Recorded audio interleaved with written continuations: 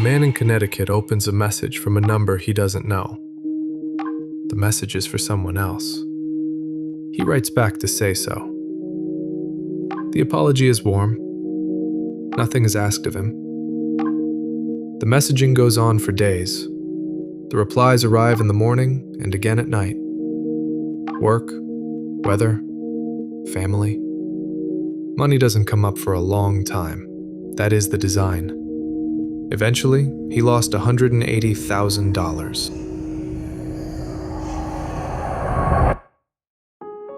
Chen Zhi was born in December 1987 in Fujian Province on the southeast coast of China. His first businesses are small, an internet cafe in the provincial capital, and then a few gaming centers. In 2011, he leaves for Cambodia, and 4 years after that, he founds Prince Group. From there, it moves fast. Within a year, the company is lending money. 3 years later, it holds a commercial banking license, and the Prince logo starts turning up all over Phnom Penh, on bank branches, on apartment towers, on hotels, eventually on an airline. But his biggest project wasn't in Phnom Penh. It all started in the west coast of Cambodia. Sihanoukville sits on the Gulf of Thailand, around Cambodia's only deep water port. It's a beach town. A decade ago, fewer than 90,000 people lived there. Then the money arrives.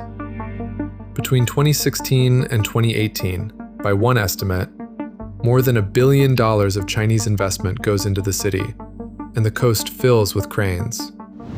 Casinos, hotels, apartment blocks. Prince Group's real estate arm is one of the companies building it. Thousands of apartments and hotel rooms. By 2019, the population has passed 300,000. On the 18th of August 2019, Cambodia's Prime Minister, Hun Sen, signs a directive. No new online gambling licenses, no renewals of the old ones. The investors go home. The buildings stay. During the COVID time, the borders closed. What Sihanoukville had then was a coastline of finished and half-finished buildings, with nobody in them.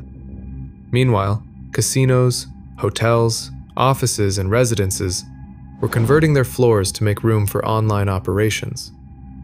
They will later be known as scamming compounds, where online scamming is taking place and where trafficked people or migrant workers are detained. According to Amnesty International's report, there are at least 53 confirmed scamming compounds and an additional 45 suspicious locations across Cambodia. Survivors told Amnesty they were forced to contact strangers on social media and start conversations designed to defraud them. Fake romances, fake investments, and the slow build of trust. Pig butchering. And almost all of them were recruited the same way. A job advert on Facebook or Instagram. Good money, overseas, no experience necessary. Survivors described compounds as prisons with high security perimeters, electrified fencing, and caged balconies that were designed to keep them trapped inside. They lived in a climate of fear, monitored by hundreds of guards, equipped with handcuffs and electric shock batons. For those who failed to meet scamming targets, the compounds held dark rooms used for torture. In these spaces, humans were treated as someone else's property. So how does it actually work? After weeks of conversation, investing comes up. A platform gets recommended. It looks like any other trading app. Charts, a balance, a support chat. The first deposit is small. It grows. And when the target asks to withdraw, the withdrawal works. That's the trick. One successful withdrawal turns suspicion into proof. The instructions get more specific as the numbers climb. Move to this exchange. Complete the identity verification. Open the link in Chrome. Send me a screenshot. Then the withdrawal stops working. There's a commission to pay first, then a tax. Then the account is frozen pending review. And the only way to unfreeze it is to put more in. Eventually the scammer stops responding. The platform vanishes, and the money is gone. According to the indictment, Chen kept documents describing what prosecutors call phone farms, automated call centers running thousands of handsets and mobile numbers. So where does the money go? According to the forfeiture complaint into several businesses, online gambling, shell companies, and Bitcoin mining. Prosecutors say the mining was the point. Fraud money buys the machines produce new coins, and new coins have no history. The filing quotes Chen telling people that Prince Group's mining businesses were profitable because there is no cost. There was no cost because the capital was stolen. The complaint names the laundering method: spraying and funneling. Large amounts of cryptocurrency split across scores of addresses, then pulled back together into a few. Chen Zhi kept diagrams of how it was done, and the money moved through what illegal money shops and underground money houses. At its peak, the operation was taking in $30 million a day.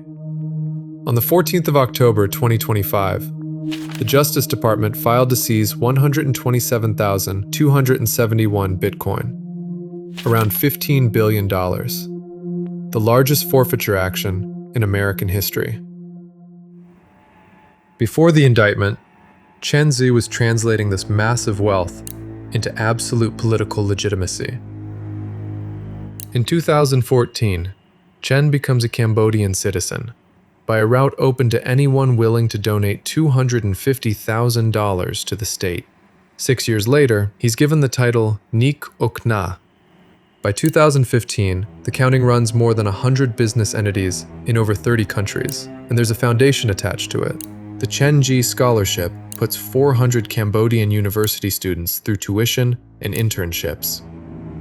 In 2021, he's named Entrepreneur of the Year among the heads of conglomerates, cited for his corporate social responsibility leadership during the pandemic. That's the same period the compounds are filling up. He wins Entrepreneur of the Year in Cambodia in 2023, again in 2024, and again in 2025. On the 6th of January 2026, Cambodian police arrest Chen Zhi. His Cambodian citizenship has already been revoked. The next morning, he was on a plane to Beijing. The United States spent years building the case. China took the man. In China, he faces charges of fraud, intentional injury, and running illegal casinos. That charge can carry the death penalty. Just 2 weeks after Chen was captured, hundreds emerged from the shadows of a compound in Sihanoukville. Locals whispered that most had vanished days before the authorities stormed in. By June, Amnesty International revealed a harsher truth. Over 70% of the compounds they tracked had withstood the crackdown. 33 new compounds had appeared. The man is gone. The money? Frozen. The compounds simply moved to new addresses.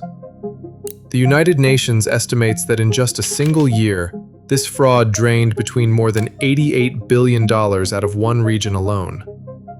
Their envoy in Southeast Asia calls it corporate franchising, specialized cells for laundering, trafficking, data harvesting, all connected, all synchronized, a vast criminal symphony. Chen Zhi didn't invent this nightmare.